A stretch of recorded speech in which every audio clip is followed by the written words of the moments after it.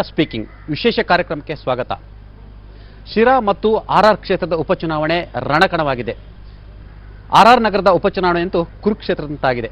ಶಿರಾದಲ್ಲಿ ಸಮರವೇ ಆಗಿದೆ. ಈ ಎಲ್ಲದರ ನಡುವೆ ಮತ್ತೆ ಮುಖ್ಯಮಂತ್ರಿ ವಿಚಾರ, ಸರ್ಕಾರದ ವಿಚಾರ, ಒಟ್ಟಾರೆ ರಣಕಣ, ಕಾಂಗ್ರೆಸ್ನಲ್ಲಿ ಏನೆಲ್ಲ ನಡೀತಿದೆ, ಸಿಬಿಐ ರೇಡ್, ಈ ಎಲ್ಲದರ ಬಗ್ಗೆ ಮಾತನಾಡಲು ಇವತ್ತು ನಮ್ಮ ಜೊತೆ ಸಿದ್ದರಾಮಯ್ಯನವರು ಇದ್ದಾರೆ. ಸಿದ್ದರಾಮಯ್ಯನವರೇ, ಕಾರ್ಯಕ್ರಮಕ್ಕೆ ಸ್ವಾಗತ. ನಮಸ್ಕಾರ. ಆರ್ಆರ್ ನಗರ ಚುನಾವಣೆ ನೀವೇ ಸಾಕಿದ ಗಿಣಿ.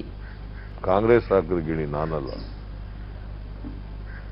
ಕಾಂಗ್ರೆಸ್ ನಾನು ಬರೋಕ್ಕೂ ಮುಂಚಿತವಾಗೇ ಕಾರ್ಪೊರೇಟರ್ ಆಗಿದ್ದವನು.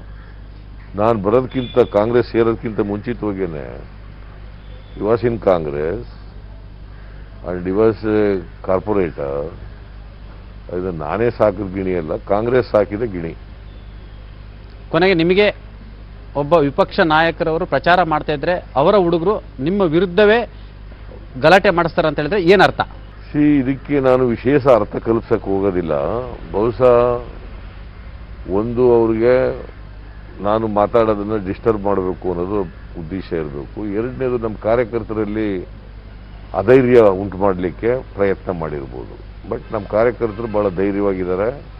ಚುನಾವಣೆನ ಭಾಳ ಸೀರಿಯಸ್ ಆಗಿ ಎದುರಿಸ್ತಾ ಇದ್ದಾರೆ. ಅದರಿಂದ ಇಂಥ ಗೂಂಡಾಗಿರಿ, ಈ ಥರ ಡಿಸ್ಟರ್ಬ್ ಮಾಡೋದು, ಇವಕ್ಕೆಲ್ಲ ನಾವು ಭಾಳ ನೋಡಿದ್ದೀನಿ. ನಾನು ಇವು ಎದುರ್ಕೊಳ್ಳೋದು ಇಲ್ಲ, ನಮ್ಮ ಕಾರ್ಯಕರ್ತರು ಎದುರ್ಕೊಳ್ಳಲ್ಲ.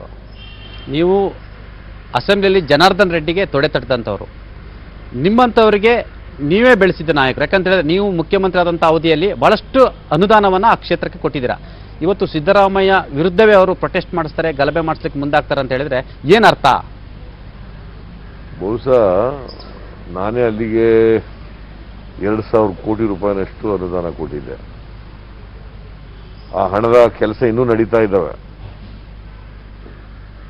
ಇದು ಹತಾಶೆಯಿಂದ ಗಲಾಟೆ ಮಾಡಿರ್ಬೋದು ಅಂತ ಅಂದ್ಕೊಂಡಿದ್ದೀನಿ ನಾನು.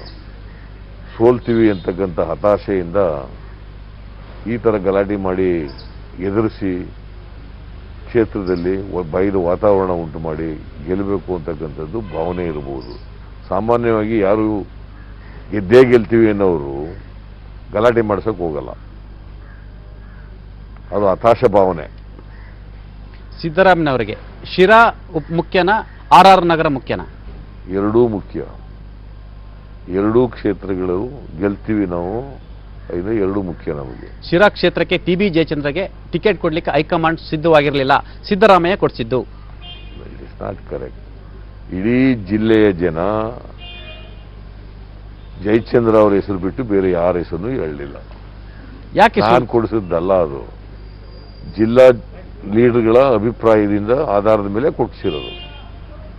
ಯಾಕೆ ಸುರ್ಜೇವಾಲ್ರವರು ಜಯಚಂದ್ರ ಬಿಟ್ಟು ಬೇರೆ ಅಭ್ಯರ್ಥಿ ಇರಲಿಲ್ಲ ಅನ್ನೋ ಒಂದು ಪ್ರಶ್ನೆ ಯಾಕೆ ಬಂತು ಅಲ್ಲಿ? ಆ ಪ್ರಶ್ನೆ ಬಂದಿಲ್ಲ. ನಾವೇನು ಕಳಿಸಿದ್ರು ಆ ಹೆಸರನ್ನೇ ಅಪ್ರೂವ್ ಮಾಡಿ ಕಳಿಸಿದ್ರು ಅವರು. ಅವರೇನು ಜಯಚಂದ್ರನೇ ಯಾಕೆ ಬೇರೆ ಅಭ್ಯರ್ಥಿ ಇಲ್ವಾ ಅಂತ ಆ ಥರ ಏನು ಕೇಳಲೇ ಇಲ್ಲ ಅವ್ರು ನಮ್ಗೆ. ಶಿರಾ ಚುನಾವಣೆ ಸಿದ್ದರಾಮಯ್ಯನವರ ಚುನಾವಣೆ. ಅದು ಶಿರಾ ಕ್ಷೇತ್ರಕ್ಕೆ ಹೆಚ್ಚು ವಿಶೇಷವನ್ನ ನೀವು ವಹಿಸಿದ್ದೀರಾ. ಅಲ್ಲಿ ಸೋಲು ಮತ್ತು ಗೆಲುವು ಅದು ಸಿದ್ದರಾಮಯ್ಯನವರ ಹೆಗಲ ಮೇಲೆ ಇರುತ್ತೆ.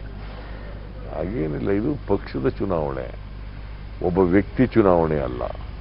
ನಾನು ಲೀಡರ್ ಆಫ್ ದಿ ಅಪೋಸಿಷನ್ ಆಗಿರ್ಬೋದು, ಡಿ.ಕೆ. ಶಿವಕುಮಾರ್ KPCC ಪ್ರೆಸಿಡೆಂಟ್ ಆಗಿರ್ಬೋದು, ಯಾರಾದರೂ ಒಬ್ಬರು ಪ್ರತಿಷ್ಠೆ ಅಲ್ಲ ಇದು ಚುನಾವಣೆ. ಅಥವಾ ಸಿದ್ದರಾಮಯ್ಯ ಚುನಾವಣೆ, ಡಿ.ಕೆ. ಶಿವಕುಮಾರ್ ಚುನಾವಣೆ ಅಂತ ಹೇಳಲಿಕ್ಕೆ ಬರಲ್ಲ. ಇದು ಪಕ್ಷದ ಚುನಾವಣೆ. ಎಲ್ಲರೂ ಕೂಡ ಕಲೆಕ್ಟಿವ್ ಆಗಿ ಚುನಾವಣೆಯಲ್ಲಿ ಕೆಲಸ ಮಾಡಬೇಕಾಗ್ತದೆ, ಕಲೆಕ್ಟಿವ್ ಆಗಿ ಗೆಲ್ಲಿಸಲಿಕ್ಕೆ ಪ್ರಯತ್ನ ಮಾಡಬೇಕು. ಅದರಿಂದ ಯಾರೋ ಒಬ್ಬ ವ್ಯಕ್ತಿ ಅಂತ ಹೇಳಕ್ ಬರಲ್ಲ. ಬಟ್ ಪಕ್ಷದಲ್ಲಿ ಈ ರೀತಿ ವಿಶ್ಲೇಷಣೆ ಆಗ್ತಿದೆ. ಶಿರಾ ಕ್ಷೇತ್ರ ಸಿದ್ದರಾಮಯ್ಯನವರ ಆಸಕ್ತಿ ವಹಿಸಿದರೆ ಅಲ್ಲಿ ಸೋಲು ಗೆಲುವು ಕೂಡ ಸಿದ್ದರಾಮಯ್ಯನವರ ಹೆಗಲ ಮೇಲೆ ಇರುತ್ತೆ ಅಂತ ಹೇಳ್ತಾರೆ. ಇಲ್ಲ, ಹಾಗೇನಿಲ್ಲ. ನಾನು ಎರಡೂ ಕ್ಷೇತ್ರಗಳಲ್ಲಿ ಆಸಕ್ತಿ ವಹಿಸಿದ್ದೀನಿ. ಶಿರಾದಲ್ಲೂ ಆಸಕ್ತಿ ವಹಿಸಿದ್ದೀನಿ, ಆರ್ಆರ್ ನಗರದಲ್ಲೂ ಕೂಡ ಆಸಕ್ತಿ ವಹಿಸಿದ್ದೀನಿ. ಇಲ್ಲೇ ಹೋಗಿದ್ರೆ ಅವ್ರು ನನ್ನ ಸಭೆಯಲ್ಲಿ ಯಾಕೆ ಬಂದು ಗಲಾಟೆ ಮಾಡಕ್ಕೆ ಬರ್ತಿದ್ರು? ಅವರು ನಾನು ಹೋಗಿರೋದೇ ಅವ್ರಿಗೆ ಭಯ ಆಗಿದೆ. ಆರ್ಆರ್ ನಗರ ಕ್ಷೇತ್ರ ಡಿ.ಕೆ. ಬ್ರದರ್ಸ್ ರವರ ಸವಾಲಾಗಿದೆ, ಹಾಗಾಗಿ ಅವರು ಅದನ್ನ ಪ್ರತಿಷ್ಠೆಗೆ ತಗೊಂಡಿದ್ದಾರೆ. ಇಲ್ಲ, ಅಲ್ಲಿ ಒಂದು ಡಿ.ಕೆ. ಸುರೇಶ್ ಅವರು ಪಾರ್ಲಿಮೆಂಟ್ ಕಾನ್ಸ್ಟಿಟ್ಯೂನ್ಸಿ ಒಳಗಡೆ ಬರತಕ್ಕಂಥ ಕ್ಷೇತ್ರ. ಮತ್ತೆ ಡಿ.ಕೆ. ಸುರೇಶ್ ಮತ್ತು ಶಿವಕುಮಾರ್ KPCC ಪ್ರೆಸಿಡೆಂಟ್ ಡಿ.ಕೆ. ಶಿವಕುಮಾರ್ ಆಗಿದ್ದಾರೆ. ಅಲ್ಲಿ ಪಾರ್ಲಿಮೆಂಟ್ ಮೆಂಬರು ಡಿ.ಕೆ. ಸುರೇಶ್ ಆಗಿದ್ದಾರೆ. ಆ ಹಿನ್ನೆಲೆಯಲ್ಲಿ ಕೆಲವರು ಆ ಥರ ಮಾತಾಡ್ತಾರೆ ಹೊರತು, ಬಟ್ ನಿಜವಾದ ಅದಲ್ಲ. ಎಲ್ಲರೂ ಕೂಡ ಆ ಕ್ಷೇತ್ರ ಗೆಲ್ಲಬೇಕು.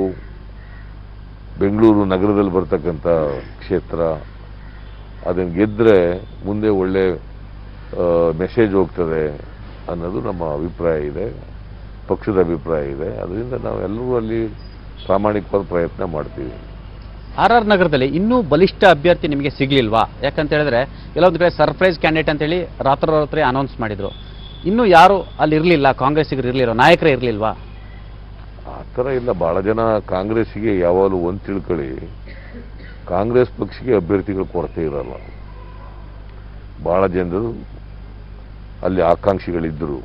ಆದರೆ ಒಬ್ಬ ಹೆಣ್ಣು ಮಗಳು ವಿದ್ಯಾವಂತೆ, ಸುಸಂಸ್ಕೃತೆ ಅಂತೇಳಿ ಅಮೆರಿಕದಲ್ಲಿ MS ಮಾಡಿದ್ದಾಳೆ ಅಮ್ಮ ಕುಸುಮ. ಅದರಿಂದ ಹೆಣ್ಮಗಳು ಹಾಕೋಣ ಅಂತ ಹೇಳಿ, ವಿದ್ಯಾವಂತೆ ಇದ್ದಾರೆ ಅಂತ ಹೇಳಿ ಮತ್ತೆ ಅವ್ರ ತಂದೆ ಹನುಮಂತರಾಯಪ್ಪ ಅಂತ ಅಲ್ಲಿ ನಗರಸಭೆ ಅಧ್ಯಕ್ಷರಾಗಿದ್ದರು. ಒಂದ್ಸರಿ ಅಸೆಂಬ್ಲಿಗೂ ನಿಂತಿದ್ದರು. ಹಾಗೆ ಅವ್ರಿಗೆ ಕ್ಷೇತ್ರಕ್ಕೆ ಚಿರಪರಿಚಿತರಾಗಿದ್ದಾರೆ. ಹಾಗಾಗಿ ಅವ್ರ ಮಗಳನ್ನು ನಾವು ಕ್ಯಾಂಡಿಡೇಟ್ ಮಾಡಿದ್ದೀವಿ. C is A powerful candidate. ಅಂದ್ರೆ